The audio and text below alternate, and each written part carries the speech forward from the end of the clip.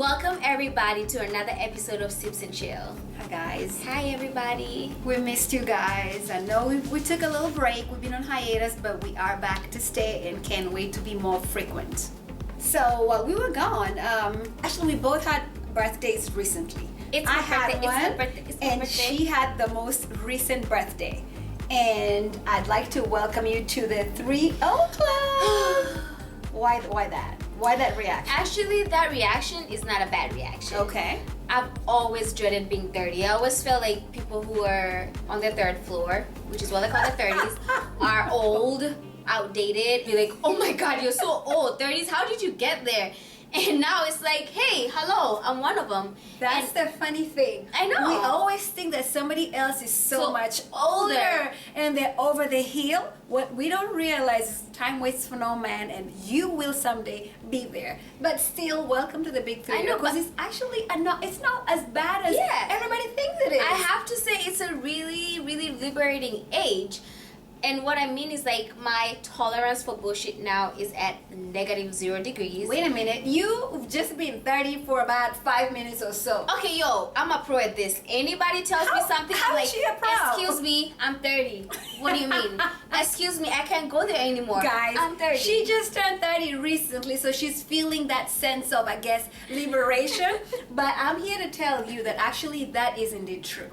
It is a very liberating age because you are a lot more sure of who you are. I'm more confident about my choices, and I don't know if it's something that's mental, but it's not mental. It's just it's time. the experience, the maturity. It's the gift of time. It's Grown maturity. ass woman. What happens is in your 20s, you're still trying to figure yourself out. You are very insecure in certain aspects, and then that's when you make a lot of the mistakes. For some people kind of figure their way out much earlier. A lot of mistakes, which is allowed. But it's allowed. That's when you're supposed to do all those things, those stupid things. You do them at that age, and then you do realize when you do come of age, as of now, which is not that old, but whatever that the 30 is, I know. you do know who you are. See, the only thing is a certain expectation the society has. Once you turn that age, you're supposed to, for us ladies, to be married. You're supposed to have Someone kids. should have put a ring on it by now. God damn it! Are you not dating anybody? Are you not serious with anyone? Or you just don't wish to divulge? Well, that's another story for another day. It sure is. Right. But the expectation is that you have...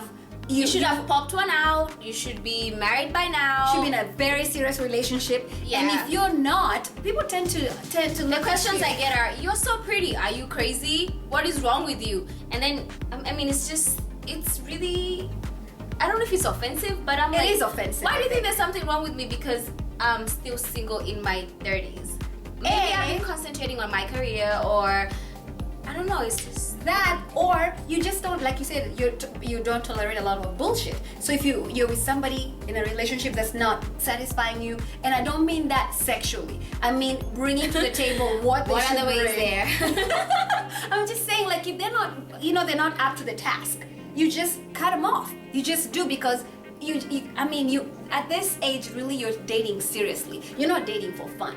And that's why you may not be with somebody, because you are waiting for the right person who actually is I mean, there's for you. people who are still dating for fun, but for most people, I think it is to be in a committed relationship. That's true. Right. I know that's what I would do. I mean, I don't have time for, like, I really don't. It's not a game anymore, so it's an all or nothing type of thing. And if you can't bring all to the table, it's bye-bye.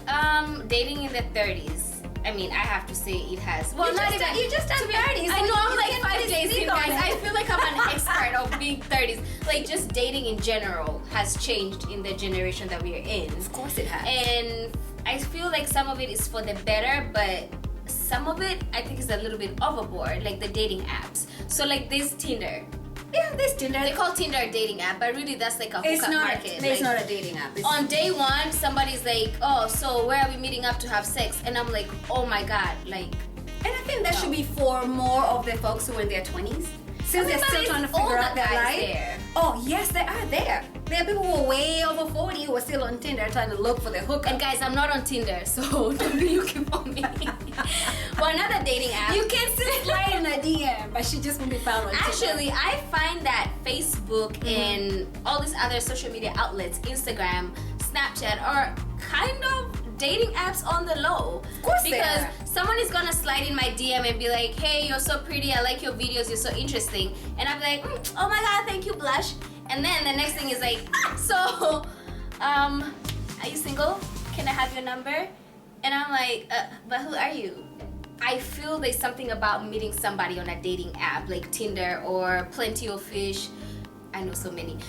Yeah, she does. But they are out But the there. thing is, like, I wouldn't really take somebody seriously. I don't know why, but I should, because in today's world, everything is about technology. It's technology, everyone is mobile, so that's the easiest way for people to actually communicate. Romantic at heart. If you're out there, soulmates, watch this video and slide in my DM. So there's that, and then the other thing is, like, maybe when you get to, like, say your mid-30s, or you're not with anybody serious, and you still haven't popped 1 or 3, and everybody's looking at you like you're a freak of nature. And then everybody's like, you know, your clock is especially your relatives. Oh my god, gosh. mother, auntie, dearest, please lay off. Wait, I do know my clock is ticking. It's my body. Yeah. And by the way, there are actually people who are comfortable with not having kids at all. Just because you're in your mid-30s and, you know, 40s is right there around the corner doesn't mean... Knock, knock. Right, and you're not married or have kids doesn't mean that it's not gonna happen for you. Our journeys are different. Some Very just different. take longer or different paths than other people do. And when you do compare yourself to other people is when, I mean, that's a guarantee for misery. Because you'll always feel like your journey is not, I mean, you'll always feel like it's not working out, like something is very wrong with you. There is nothing wrong with you. You move at your own pace. Everybody has their own blessing. So go with the flow, do you. Don't rush into the wrong thing because your society dictates that you do. Because you end up with the wrong person and end up being so miserable. And I actually have something to say about that. Go right ahead. I would rather be in my mid-30s, single, happy, than be in my early 20s or be in my whatever 30s and I'm married and I'm miserable as hell. Life is too short to be in the wrong type of relationship. And yeah, so if you're single, don't let that worry you and then just start thinking, oh my gosh, I gotta do what I need to do, the next man who comes my way. I mean, you don't settle. And now it's time for our favorite segment. What would you do? You're dating somebody or you've been with somebody long term. Everybody around you loves this person. They think that this is the perfect companion, perfect mate for you. But in the back of your mind, something nags you about this relationship. You can't really quite put your finger on what it is, but you're just not 100% satisfied about this person. Like, you feel like you want more, but you're getting closer and closer to making that long-term commitment. So what do? Do you trust in yourself and be like, you know what, this is not really what I want, this is not who I want. Mind you, time clock is ticking, you know. You're not gonna look like this forever, you know. And you're like, I think I'll try to look as fabulous as I can. you know, we try. But the thing is, I mean, the time is moving, that's the whole point. So you're like, you know what, forget about it. I'm just going, I guess at this point, I'm going to settle. What else can I do? And just end up having this person as my companion. Or do you trust your gut feeling and be like, you know what, maybe my soulmate is out there. Insert emoji thinking face in here. Maybe my soulmate is actually out there. And you're missing out. You know what? I'm probably missing out if I sign on the dotted line to this relationship. What do? Do you bail or do you stick it out for society?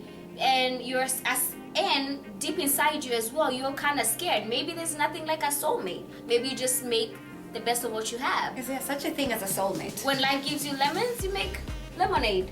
So this is what life gave me. I build a life with this. Or I don't know. What would you guys do? Please let us know, because I know, just probably based on experience, that I would not want to settle.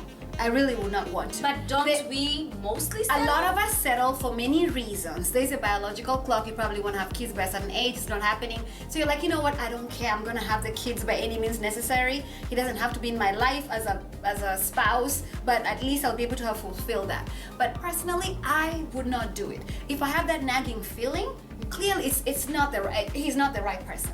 You have to truly trust your instinct. But my thing is, you're not really quite sure why he's not right. If you're unsure, then you should not even bow down to the pressure. You should actually be able to tell the other person, like, you have to wait it out because I'm not quite sure about this. And if they truly love you, they'll wait. And if you they end don't up love disappointing you, everybody around you. And that's true. Everybody else gets disappointed. I've been in situations where, like she said, everybody else around you Is excited loves that particular person, and everybody is actually already They're planning your wedding. They're actually ringing those wedding bells for you. And in the back of your mind, you're like, yeah, you guys like this person so much, but you're not the ones who are going to be going to bed with them. Let us know.